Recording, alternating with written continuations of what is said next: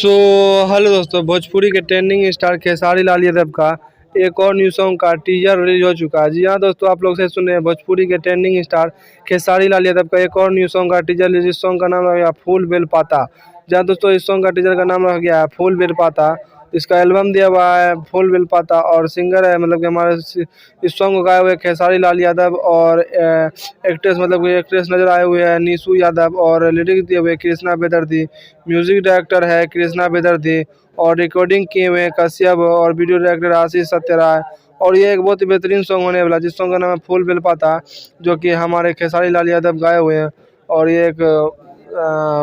ये एक बहुत ही बेहतरीन सॉन्ग है जो कि बोलबम सॉन्ग आने वाला है। तो आप लोग जाइए और इस जो कि ये वेब म्यूज़िक के यूट्यूब चैनल अपलोड हो जाएगा, जाइए आप लोग इसे बहुत ज़्यादा प्यार और सपोर्ट दीजिए। और फिर से मिलते हैं एक और नई वीडियो के साथ, तब तक के लिए बाय। अगर चैनल पर नए हो चैनल को सब्सक्राइब कर लीजिएगा। तब तक के लिए बाय।